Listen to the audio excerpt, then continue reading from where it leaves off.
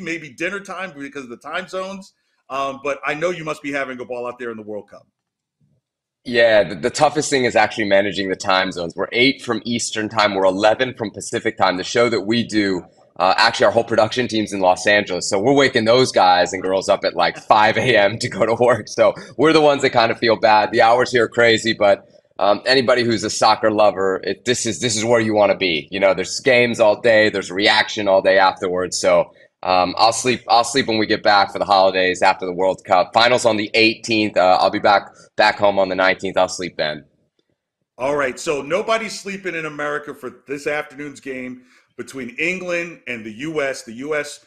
came to a draw. They looked really good in the first half in their game against Wales, but in the second half, they seemed very timid. Nobody's really expecting there to be a victory from the U.S., but how do you see the U.S. going forward with good momentum into now what's a very important game on Tuesday with Iran? Yeah, so it's interesting, right? I always said when I looked at this group that the game against Wales was the most accessible 3 points. Wales, to me, was the weakest team in the group. And so I'm sure the folks who did watch that game against Wales, they know the sense of disappointment they felt. As you said, the U.S. were really good in the first half, but couldn't capitalize. Wales were better in the second half, but the U.S. had that lead. And it's really, I keep going back to this, just such a boneheaded mistake from a very veteran player that sets up the penalty that Wales eventually scores. And dropping those 2 points is a huge setback for the United States' hopes of getting out of this group, because had they secured the 3 points in that first game, it allows you to go into the game against England, a much better team with kind of a free roll, right? To use a term. Like, you can just go at England, who are vulnerable defensively, and throw your haymakers. Maybe you have a good day finishing and they have a bad day finishing, and you get a win or even a draw, which would be a great result.